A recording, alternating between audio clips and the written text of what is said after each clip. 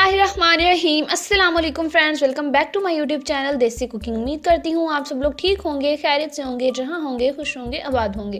तो आज मैं आप लोगों के लिए आई हूँ बहुत ही मज़ेदार सी दूध की बर्फ़ी। बहुत ही मज़ेदार है और बहुत ही आसानी से इसको रेडी करेंगे हम। चलिए चलते हैं इसको बनाने की तरफ। तो सबसे पहले यहाँ पर हमने 1 कप मिल्क ले लिया है, दूध ले लिया है, बिल्कुल फ़ैट वाला हमने दूध लेना है।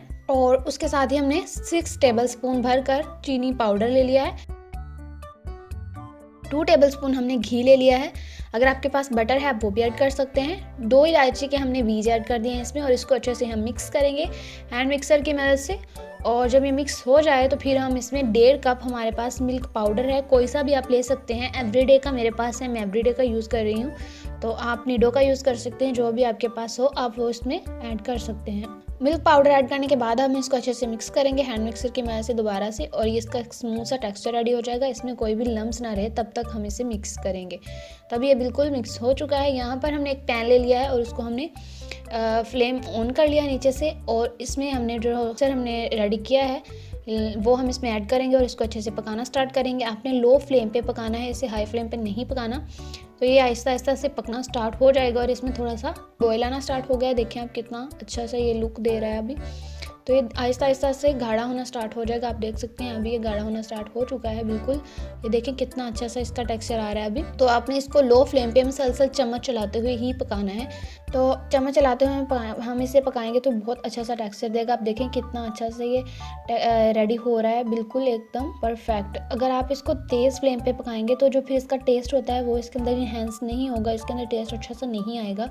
तो आपने इसको बिल्कुल लो फ्लेम पे पकाना है। जो दूध है वो पकता जाएगा और एकदम वो आपको खोया ऐड करने की कोई ज़रूरत ही नहीं पड़ेगी। दूध जो खुद है वो पकता जाएगा और उसी से ऐसा टेस्ट आएगा जैसे आपने खोया ऐड किया है।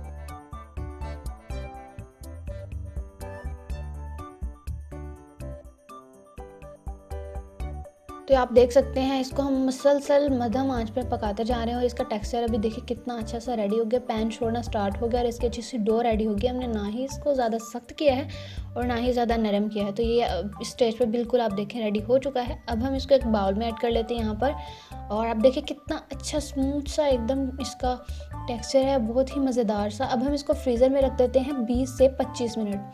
तो आप देखें 20 से 25 मिनट के बाद ये बिल्कुल बहुत ही अच्छा सा हो गया है। ये आप देखें कितना, आप देखें इसको अब हम निकाल लेते हैं और हाथों की मदद से अब हम इसको इस तरह से प्रेस करते हुए दबाते हुए इसका एक रोल सा बना लेंगे ताकि अच्छे से हम इसको कटिंग कर सकें। यहाँ पर अब हमने इसको अच्छे से शेप दे ली है। अभी हमारे पास कुछ बादाम है वो हमने नीचे लगाएंगे, और थोड़ी सी गिरी हमने कद्दूकश की थी वो है हमारे पास। यहाँ पर आप देखें इस तरह से आपने लगा लें ड्राई फ्रूट्स। अगर आप इस तरह से नहीं लगाना चाहते तो आप पहले जब आप पका रहे होंगे तब लगा सकते हैं, लेकिन इस तरह से जो होता है कि ऊपर से अच्छे से गार्निशिंग हो जाती है। तो अगर आप अंदर ऐड करना चाहते हैं तब भी आप ऐड कर सकते हैं।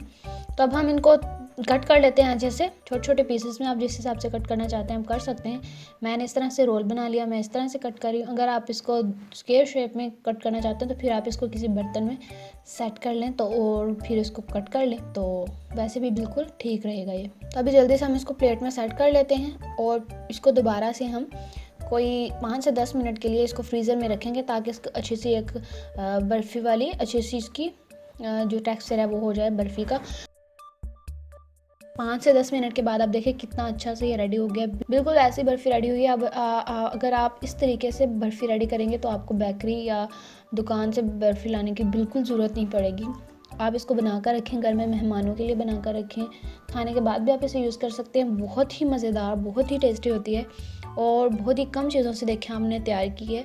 और अगर आपको मेरी वीडियो पसंद आई है तो मुझे कमेंट बॉक्स में ज़रूर बताइएगा, और मेरे चैनल को सब्सक्राइब भी ज़रूर कीजिएगा और बेल आइकन दबा लें ताकि आने वाली वीडियोस की नोटिफिकेशन आपको फ्री में मिल जाए। तब तक के लिए मुझे दुआ में याद रखिएगा। अगली वीडियो में आपसे मुलाकात होगी। अल्लाह हाफिज़।